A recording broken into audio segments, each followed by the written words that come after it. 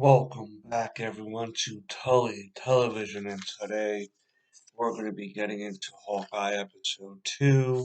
But before we get into all that, I want to thank everyone for stopping by, liking, commenting, sharing, subscribing, hitting all on that bell notification so you never miss an episode of Tully Television, the most unknown, underrated YouTube channel going today.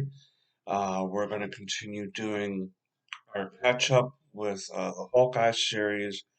Uh, we're still doing Boba Fett. We're waiting on new episodes for that. And still a ton of content to come to you guys straight from the people behind Tully Television. Um, I'm also in the process of getting with Smokey Bishop to do a Zoom thing like we did for Spider-Man No Way Home. But that's all going to be coming down the pipeline to you guys. But let's get into Hawkeye episode 2 entitled Hide and Seek, directed by Reese Thomas, written by Elisa Lumitz, starring Jeremy Renner as Hawkeye, Haley Steinfeld as Kate Bishop, Vera Farmiga as Eleanor Bishop, Tony Dalton as Jack DeQuance,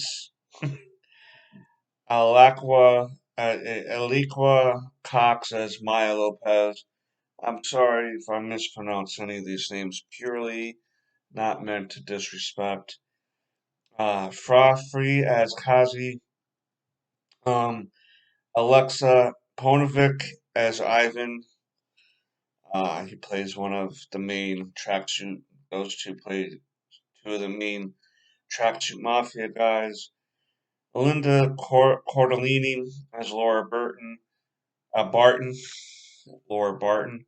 And for those of you unfamiliar with her, um, I'm not going to be getting too much spoilers, being that it's been so long now. It's been at least a month since the show. But this same actress has played Velma in the Scooby Doo movies, the live action Scooby Doo movies. So she's definitely Velma throughout the show. Um, Ava Russo as Lila Barton, Ben Shakamoto's Cooper Barton, Cat Woodward as Nate Barton, and Clayton English as Grills. Now, as we know in episode 1, we're dealing with the introductions of a lot of new characters. Eleanor, Kate, the swordsman, the tracksuit mafias. Um, we also had the death of Armand III, the old man, uh, giving the whatnots to Eleanor about how she got her money in episode 1. Kate in um, the Ronin suit, I forgot, came across Armand's body, and there was a butterscotch there, which will later link back to Jack, and I'll tell you guys how. Um, but basically, we open up back to Kate and Clint going back to Kate's apartment above a pizzeria, and as they're there, the tracksuit mafia tracks them down, and there's a pretty cool scene there where they're attempting to throw Molotov cocktails through the windows there to, kill the both of them because of Ronin's past with the tracksuit mafia, and that with Kate running around in the Ronin suit, they're thinking that there's a connection there. So at one point, when one of them throws a Molotov cocktail, we see Clint breaking out the window, catching it, and throwing it back to the tracksuit mafia, the group of the tracksuit mafia guys. And then we see a few minutes later, or a few moments later, Kate shooting one of them out of one of the guys' hand, which I thought was a pretty cool visual for both of those um, characters. They wound up escaping the fiery apartment. These, the dog. They wound up bringing the dog that Kate saved from the um, initial episode. But they couldn't get to the Ronin suit. Clint wants to get that Ronin suit back so no one uses that legacy and connect it to him. Because if they connect it to him, what he was doing in that Ronin suit, uh, his family very well could be at risk for um, retaliation by these cartels and mafia groups that he went after. Um, Later, they go to a safe house. Um, it's basically an apartment owned by a character called Moira Brandon, some sort of aunt, Kate says. In the West Coast Avengers comic books that starred Hawkeye, she was like a famous movie actress, the same that she is in the show, and that's where they were able to have the West Coast Avengers headquarters, but here they're using it as a safe house, and it's an apartment as opposed to a mansion in the West Coast Avengers comic books. Um, they wind up finding out that Grills, who's a firefighter, winded up taking the suit because he's a LARPer. And for those of you who are unfamiliar with what LARPing is or have a vague knowledge of it, it means live action role play. And basically, it's a bunch of people that get together and dress up according to what their story is, whether it be, um,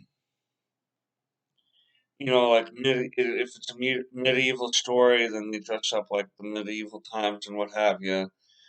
And then they basically play with each other in costume and stuff. Something that you would do as a kid when you're pretending to, you and your friends are the G.I. Joes and your other friends are the Cobras and you choo choo.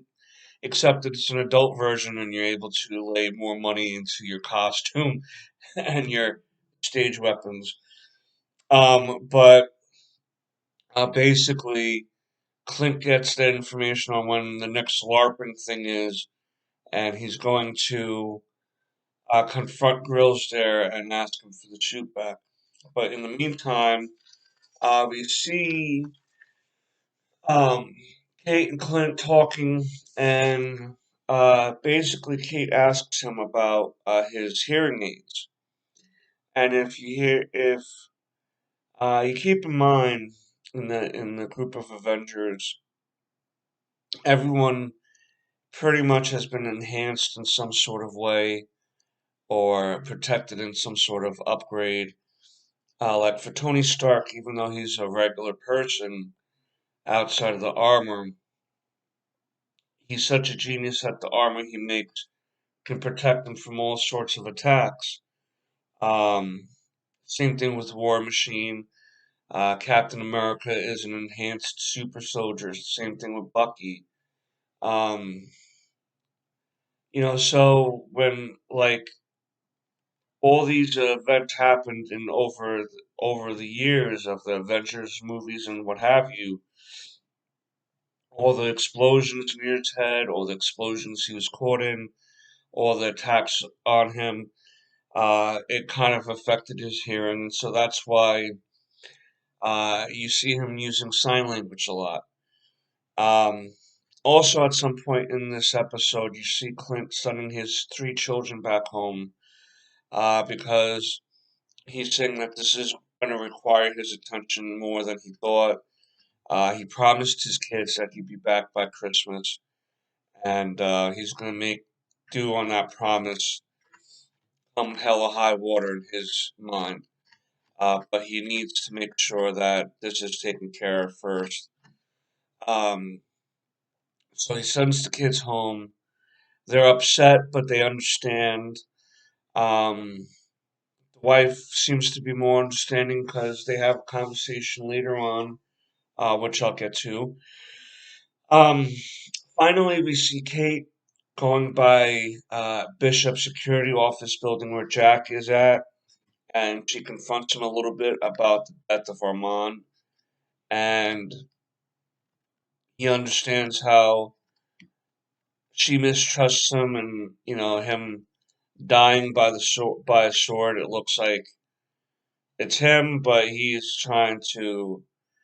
Um, a lot of these shows will throw out a lot of shows that try to do a mystery sort of angle will throw out suspects very early on that won't wind up being the real suspect or the real culprit behind it. These characters are called red herrings.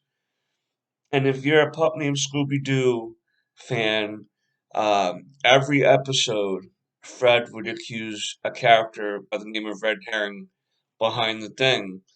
And every time, it was not Red Herring.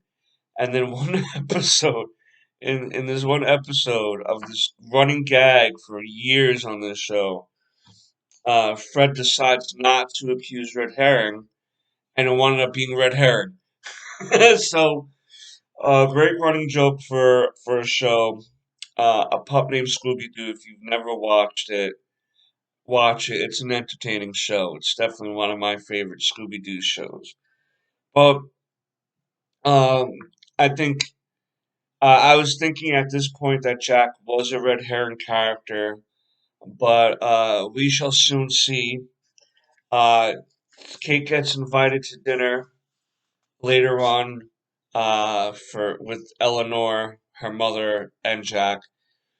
In the same time, we see Clint finally approaching uh, the LARPing event, and he finds he's having a hard time getting in, and he kind of tried to pull you know who I am, and he doesn't really like playing that role because he likes to at some point, even in the episode he talks about, he likes to be low level, low unknown. But here, it's a funny little thing where he's trying to say, "Well, do you know who I am? Like, I am an Avenger. Come on." The lady was kind of like, "I know who you are." The only way for him to get in is if he participated and dressed up like one of them. And begrudgingly, he did. And begrudgingly, he had to be involved in the playing around with everyone. And it's kind of cool to see him. He's obviously not going hard on these guys. He realizes that this is just a bunch of adults playing make believe, okay? So he's not, he's just there for the Ronin suit, man. Finally, he gets to Grills and he explains, like, hey, listen, I understand that you got this in the fire last night, this outfit, but this is kind of adventurous business that I need this outfit back, this getup back. And Grills begrudgingly does it under one condition, and that's to let Grills kill Clint in front of everybody while LARPing. And again, Clint was like, man, I fought Thanos. And uh, it's funny because, yeah, he's fighting these space alien army people, but now he has to do this. And it's like, uh,